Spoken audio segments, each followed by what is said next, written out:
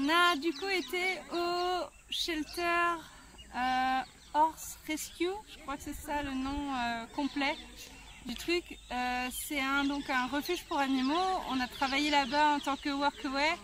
Je te rappelle vite fait ce que c'est qu'un workaway. Tu bosses 5 jours sur 7, donc tu as 2 jours de libre. Tu travailles 5 heures par jour et tu es nourri et logé en échange la plupart du temps.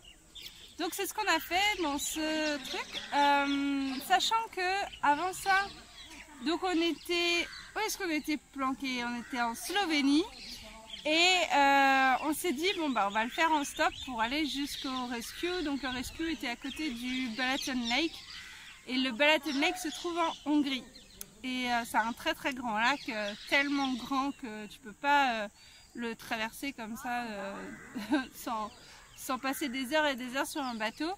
Donc c'est vraiment le plus grand lac d'Europe. Donc on s'est dit qu'on allait partir donc de la Slovénie, de Ljubljana jusque là-bas. Il se trouve qu'en partant de Ljubljana, en fait, il y avait un point qui est marqué sur e-checking. E-checking, c'est une application en fait qui te donne des points où aller, où c'est préférable d'aller en fait quand tu fais du stop. Les points rouges, faut éviter. Les points orange, tu peux tenter. Jaune, c'est à peu près bon. Et vert, c'est très bon. Et donc, on avait vu un point vert juste à côté de là où on était. Donc, on s'était placé là. Et il se trouve que, en fait, ce point n'existait plus vraiment parce que normalement, tu devrais t'arrêter avec. Enfin, il y avait la place pour un bus en fait de se stopper. Donc, ça, c'est pas mal, les arrêts de bus pour faire du stop. Mais sauf que là, l'arrêt de bus, ça marchait pas parce qu'il n'y avait plus de bus. Donc du coup on était bloqué là. Après qu'est-ce qu'on a fait? Donc on était bloqué là mais pas très très longtemps parce qu'après il y a un mec finalement, un papa de famille avec ses enfants derrière qui nous a récupéré là-dedans et qui nous a amené un peu plus loin. Mais on était toujours en Slovénie, on était vraiment plus vers l'ouest de la Slovénie, donc ça c'était chouette. Mais on était un peu bloqué. Il nous a déposé dans une station essence qui normalement marchait bien. Mais on est resté, je crois, à peu près 4 heures bloqué dans cette station essence. Donc c'était énorme. On a vraiment cru qu'on allait rester là. Tellement que du coup, on a finalement changé nos plans. Et on est revenu un petit peu en arrière dans la ville qui était plus grande. Et on a refait du stop. Enfin non, on n'a pas refait du stop là-bas. On a utilisé l'application Prevost dont je vous en ai beaucoup parlé dans les dernières vidéos. Et donc sur cette application, on a contacté une nana qui nous a amené plus loin.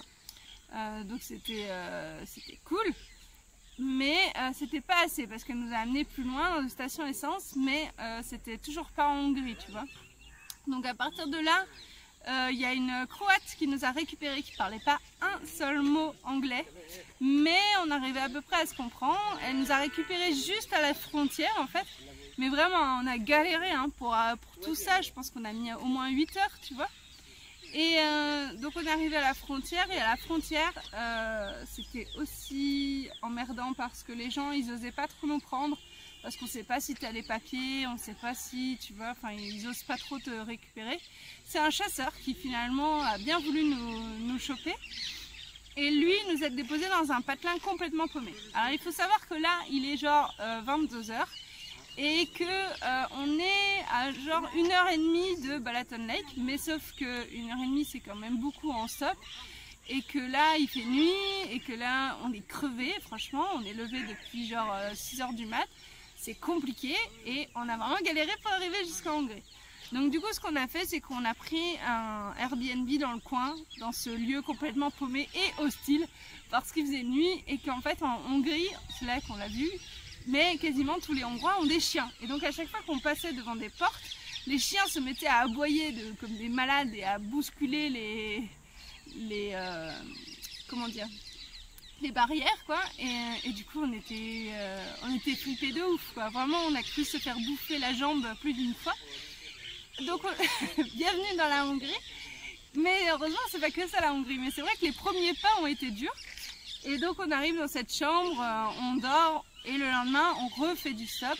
On attend à peu près 1 heure avant que des Hongrois nous amènent. Alors c'était vachement intéressant ce voyage en stop avec ces Hongrois-là, parce que c'était un couple en fait qui vivait en fait en travaillant en Autriche l'hiver et en Hongrie l'été. Et vraiment que par saison comme ça, il disait qu'en Autriche on gagnait beaucoup mieux sa vie et que c'était mieux protégé et tout. Et ce qu'on leur a demandé aussi, c'est qu'est-ce que tu changerais dans ton pays là actuellement par rapport au gouvernement? Si tu étais au pouvoir, qu'est-ce que tu changerais? Et là, ces gens nous ont répondu, le premier truc qui leur sont venus à l'esprit, c'est au niveau de la médecine. C'est vraiment ça, c'est qu'apparemment, ils ont vraiment peu d'aide à ce niveau-là, ils doivent vraiment se débrouiller et les hôpitaux sont de plus en plus privés, comme la même chose finalement. Ça revient un peu à ce qu'on vit en ce moment en France, sauf que eux c'est vachement plus avancé que ça. Et les gens meurent parce qu'ils n'ont pas assez d'aide sociale et qu'ils ont même pas du tout. Et tous les gens qui n'ont pas assez les moyens finalement ne sont pas traités. Et c'est pas la faute des hôpitaux puisque eux sont complètement débordés. Tu vois. Donc ça a été vraiment le premier truc qu'ils nous ont dit. Et après ça s'est vu quand même petit à petit dans le voyage où on a reparlé avec des Hongrois et ils tenaient à peu près le même discours que ces deux-là. Tu vois. Donc on est arrivé finalement au Balaton Lake, là on est récupéré par Zita qui finalement on va la voir quasiment tous les jours dans ce Animal Rescue. On est resté 2 semaines là-bas et on avait une toute petite chambre. Ah, il y a beaucoup d'oiseaux. Donc on avait non, on n'avait même pas une toute petite chambre, enfin, on avait plutôt une grande chambre, mais il y avait une autre personne qui était avec nous. Comment elle s'appelait cette personne-là? Ah mince.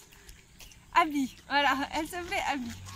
Abby, elle était là juste pour 2-3 jours et elle, ça faisait déjà 2 mois qu'elle était là. Donc du coup, elle est restée pas très longtemps. Et elle faisait pas grand chose parce que je pense que ça faisait vraiment un moment qu'elle était là et nous on était vraiment là pour prendre la relève, tu vois. Mais c'était pas beaucoup de workaway comme nous pour tout ce qu'il y avait à faire, clairement. Le problème de ce rescue a été que en fait il a été acheté et disons construit comme tel par quelqu'un qui, nous on a compris qu'il était ingénieur à Budapest mais on n'est toujours pas très certain. Et ce mec-là, en fait, il avait de très bonnes intentions, je pense, parce qu'il voulait sauver un maximum d'animaux. Mais du coup, le problème, c'est que il y en avait trop, en fait, des animaux dedans et pas assez d'infrastructures pour ce lieu. C'est-à-dire que, par exemple, il n'y avait pas de barrière partout, sur tout le terrain. Ce qui fait que quand les animaux ont faim, comme c'était le cas, en fait, parce que l'automne était là et que ils commençaient à être pauvres en herbes fraîches et tout, les animaux se barrent, tu vois, clairement. Enfin, ils en ont rien à foutre. S'il n'y a plus de la bouffe ici, je m'en vais. Sauf que qui c'est qui devait les récupérer? C'était pas le mec qui avait acheté le terrain, évidemment, qui lui venait une fois de temps en temps, mais c'était nous deux, c'était Zita qui en fait est une voisine à la base et qui vient de son plein gré, qui est même pas payée ni rien, tu vois, et qui vient, je te mens pas, elle vient tous les jours. Genre tous les jours de sa vie, elle prend jamais de vacances ni rien. Et elle a un autre boulot à côté, elle fait un élevage en fait de chiens et elle peut même pas le faire correctement parce qu'elle est quasiment jamais chez elle, elle est tout le temps là-bas. Là-bas aussi, donc évidemment, donc, si on a une chambre, c'est qu'il y a une maison. Donc il y avait une maison qui était plutôt grande et dans cette maison vit Fanny et Yanis. Yanis, en fait, il n'est pas du tout payé pour aider non plus, mais il aide quand même. Et Yanis avait... En fait, lui, il a rencontré ce gars dans un festival parce que Yanis, lui, c'est un artiste qui peint en fait pour des festivals et qui peint des trucs immenses et fluorescents. C'est super beau ce qu'il fait. Et donc ce mec qui a acheté le shelter, enfin qui l'a construit, il a dit à Yanis, viens, comme ça tu auras un logement gratuit, t'inquiète, t'es mon pote, vas-y et tout. Et donc Yanis est arrivé là et il a découvert tous les animaux qu'il y avait, mais personne ne lui en avait parlé, tu vois. Et donc Fanny, c'est sa petite copine, donc Fanny, elle a été un peu embarquée aussi là-dedans malgré elle. Nous, on y était au moment où elle commençait à quitter son boulot, et je pense qu'aujourd'hui, finalement, son boulot, même si c'est pas officiel, est vraiment de s'occuper des animaux du shelter. Et voilà, et donc on était, donc nous deux, Zita, de temps en temps Fanny quand elle rentrait du travail, mais c'était dur pour elle parce qu'elle était fatiguée, et Yanis qui était là de temps en temps pour les urgences, mais pas non plus la plupart du temps parce que c'est pas son métier non plus, tu vois, il a d'autres choses à faire. Donc au milieu de tout ça, c'est l'urgence. C'est-à-dire que c'est l'urgence tout le temps, quasiment tous les jours. Il y a eu des jours où on a été posés, tu vois, où vraiment on a pu se poser, faire des choses artistiques aussi, parce que c'est un lieu quand même où tu as des animaux partout, où c'est très vert, où il y a mais je ne sais pas combien d'hectares où tu peux te balader, te connecter à la nature, te connecter aux animaux. Et tout ça, c'est vraiment exceptionnel par contre. Tristan est malade, donc il a eu besoin de se moucher entre temps. Donc je te disais que c'était un lieu exceptionnel pour pas franchement noircir le tableau, parce que c'était pas le cas. D'un côté on a vraiment aimé être là-bas finalement, parce qu'on a créé des vrais liens avec ces gens-là, avec les animaux aussi. Les animaux étaient très très proches de nous en peu de temps, franchement ils s'attachent hyper vite, et en même temps on a pu quand même exprimer de la créativité qu'on n'avait pas pu faire en voyage, tu vois, on a vraiment pris le temps pour ça. Mais c'est vrai qu'à côté de ça, c'était quand même très dur pour si peu de personnes, et je pense que les infrastructures ne sont pas encore établies pour que ce soit un boulot facile, tu vois ce que je veux dire. En tout cas, c'est vrai que c'était que de la démerde en fait, tu vois.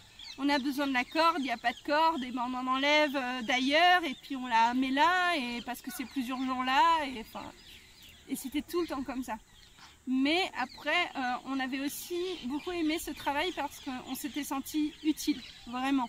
Genre, on savait que si on n'était pas là et que si on ne se levait pas le matin pour aller nourrir les bêtes et tout, et les ouvrir, on savait que ces animaux mourraient sans nous en fait. Et ça, c'était vraiment hyper chouette comme boulot, parce que dans nos travails respectifs d'avant, on n'avait pas tout ce sentiment-là de, comment dire, d'utilité, tu vois.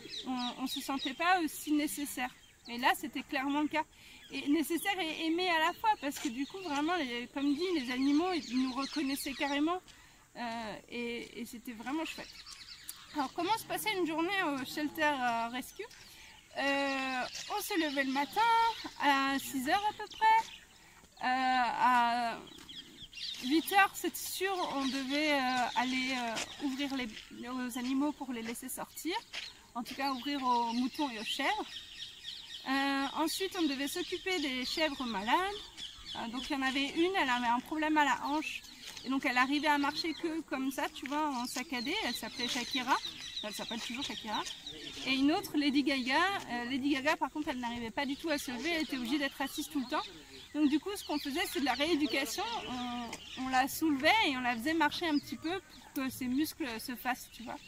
Et elles, on leur donnait plus de popcorn parce que du coup, ça leur permettait de se renforcer.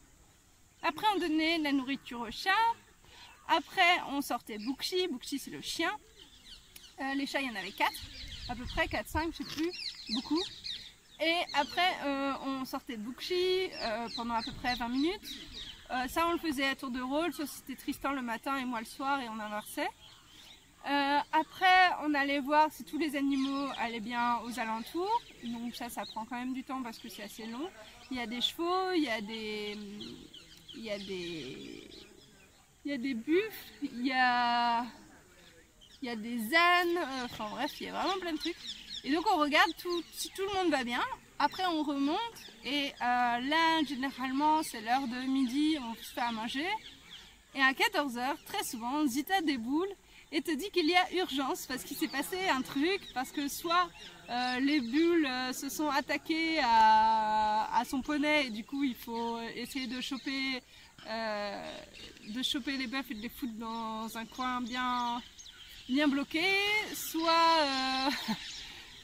il y a une fois où tous les animaux de tout s'étaient barrés, donc là il fallait tous les ramener de chez les champs des voisins. Voilà, et souvent Zita à 14 h arrivait en nous disant c'est la merde, ça va pas du tout, j'ai besoin d'aide tout de suite. Donc là, on l'aidait à peu près jusqu'à 5 heures, et à 5 heures, quand tout était redevenu plutôt calme, soit on tirait le lait des chèvres, parce que ça y est, elles sont rentrées toutes seules, on a juste à fermer la grille. Soit on le faisait pas, mais on avait quand même toujours un truc à faire, c'est-à-dire bouger encore Shakira et Lady Gaga, et leur donner à manger aux chats, et sortir Boukchi. Et après, normalement, la soirée est terminée.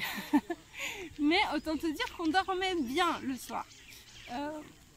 Après, là, on va passer aux anecdotes marrantes du truc. Je sais pas si c'était vraiment une anecdote marrante, mais c'est plutôt des anecdotes. Il y a une fois un mouton, c'était notre deuxième jour, un mouton qui avait mal à la patte, et on l'a vu quand il est sorti, tu sais, il trébuchait, il avait vraiment mal. Et du coup, on a appelé Zita, tout ça, Zita nous a dit mettez-le à part, donc on l'a mis, on l'a réussi à le choper, c'était chaud. On l'a foutu à part et on a mis de l'antibiotique dessus, sur sa patte. Et il se trouve que le lendemain matin, au moment où j'ai été le voir, et il était déjà complètement dead. Et il était mort, et du coup on a dû le lendemain s'occuper vraiment de ça toute la journée, c'est-à-dire creuser une tombe. C'est Tristan et Yanis qui l'ont fait, creuser une grosse tombe pour pouvoir le mettre dedans. Et c'était émouvant et fatigant, et voilà. Et on pensait pas faire ça un jour. Il y a une fois où il y a un des buffles qui m'a attaqué, bœuf, je sais pas trop comment on dit. Il a... en fait, j'étais toute seule, et lui il m'avait jamais vu avant, et c'est un buffle qui est un peu bourrin, tu vois. Et moi j'avais mon appareil photo, et du coup il a foncé vers moi, et en fait il m'a poussé, et du coup j'ai essayé de le retenir avec les mains, et en même temps de sauver mon appareil photo. Et du coup j'ai essayé vraiment de le maintenir, mais après j'ai eu je sais pas si c'était une espèce d'entorse, où j'ai eu un problème au petit doigt pendant quelques semaines. Et tu vois, du coup j'ai essayé vraiment de le maintenir, et à un moment j'ai senti une brèche, et du coup j'ai reculé tout doucement, et après j'ai couru dans la forêt pour pas qu'il me rattrape. Et ça c'était avant de savoir comment faire, mais après maintenant je sais qu'il faut juste choper un bâton et sortir le côté animal qui est en toi et crier le plus fort possible, et là normalement il t'écoute, tu vois. Mais à ce moment-là je ne savais pas. Qu'est-ce qu'il y avait d'autre? Il y avait... qu'est-ce qui s'est passé? Il y avait Boukchi et le chat. En fait il y avait un chaton qui s'appelle Hop, qui restait tout le temps à la maison parce qu'il était trop petit, et surtout que Boukchi en fait c'est un chien qui a été maltraité et qui a été sauvé du coup au shelter, mais il a quand même des réflexes d'agressivité si tu veux, et le chat il les kiffe pas du tout. D'ailleurs il a bouffé toute la fratrie sauf Hop qui a réussi à s'en sortir. Et du coup pour Hop, à un moment Hop est sorti et s'est trouvé nez à nez avec le chien. Et là, heureusement, Tristan a eu le super réflexe de tenir Boukchi, chose qui normalement il faut surtout pas faire, mais Boukchi avait pris l'habitude de nous voir et il nous aimait beaucoup. Et donc je pense que du coup c'est pour ça qu'il a pas mordu Tristan, mais du coup ça s'est arrêté là. Moi j'ai chopé Hop et j'ai refoutu dans la maison. Mais elle avait tendance à essayer de se carapater quand tu ouvrais la porte, tu vois. Qu'est-ce qu'il y avait d'autre encore comme anecdote sympa là-dessus? L'hérisson. Le hérisson. Il y a un moment, oui, on entend un Boukchi justement qui est en train de bouffer un truc dehors, tu vois, la nuit. Et on se dit, oh merde, pourvu que ce soit pas Hop ou un truc comme ça, tu vois, parce qu'il bouffait vraiment tous les animaux. Et là, on voit que c'est un hérisson, tu vois. Donc on dit à Boukchi, stop, arrête. Boukchi s'arrête. On chope le hérisson, et Yanis veut sauver le hérisson, donc il le met au bord, il le met, tu vois, mais il faut dire que c'est pas plat, hein, tout ce que Tristan se marre. C'est pas plat le shelter, tu vois, c'est des montagnes, ça. Et donc il le fout en dehors de la maison, de la terrasse en tout cas, il le pose.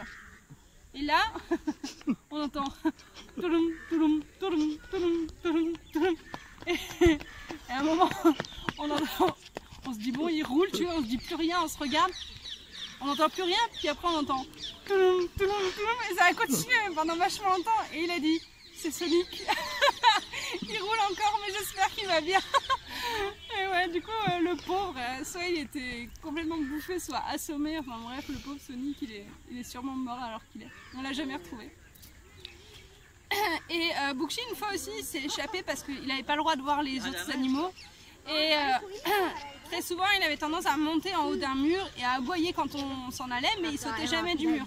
Sauf une fois où il a sauté du mur.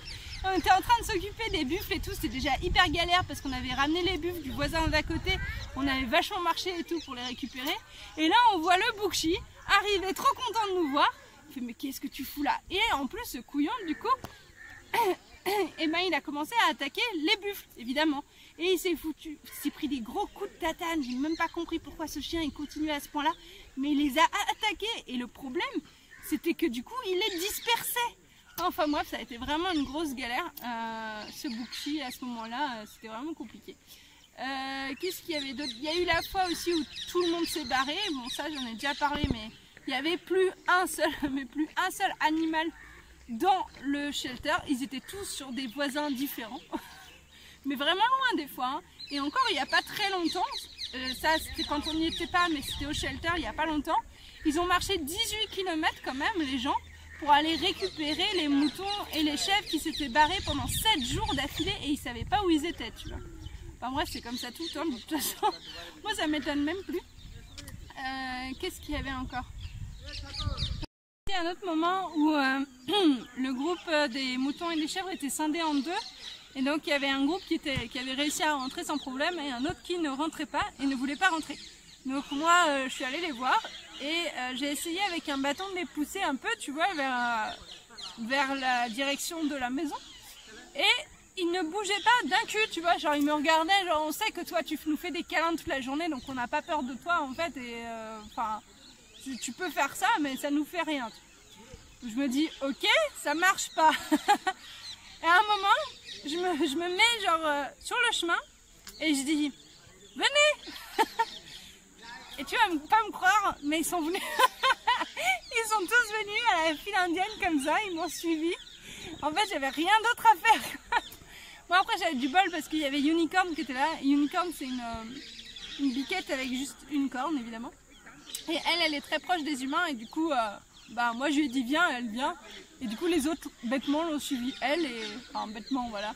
Mais ça peut être malin, hein. Faut vraiment se méfier des chèvres et des biquettes parce que ça peut être très malin. Plus les biquettes d'ailleurs que les chèvres, enfin que les moutons. Les moutons c'est plutôt poupoum. Ah si, j'avais un autre truc à raconter. C'est la castration. On a vécu une castration de chameau. Non, pas d'un chameau, mais d'un bouc qu'on avait appelé chameau. Et lui, ben, ouais, en fait, le médecin, il a juste donné une petite piqûre pour qu'il s'endorme. Le truc, il était endormi, mais à demi, à moitié éveillé. Il a pris un tout petit scalpel, schlac, il a commencé à enlever une boule, puis une autre. Et puis après, avec ce qui restait de peau intérieure, je sais pas trop, il a fait un nœud. Tout ça, nous, on était au premier plan parce qu'on tenait les pattes de l'animal, surtout moi qui a reçu un peu de sang dans la gueule.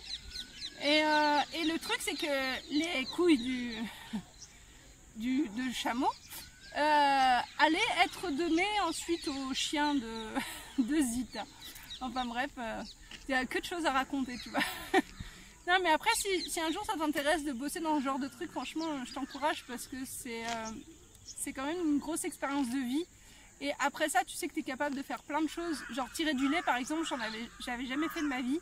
Et finalement, c'était quelque chose que aujourd'hui, maintenant, je sais faire, tu vois. Et c'est un savoir, en fait, plein de savoirs que tu apprends comme ça et c'est vachement utile, je trouve. Tu verras dans la prochaine vidéo, je vais mettre Tiani. Tiani, c'est un endroit qu'on a été en fait pendant le week-end où on s'est barré justement. Et tu vas voir ça sur la prochaine vidéo. Et c'est une petite île vraiment très, enfin c'est une presqu'île vraiment très jolie au Balaton Lake.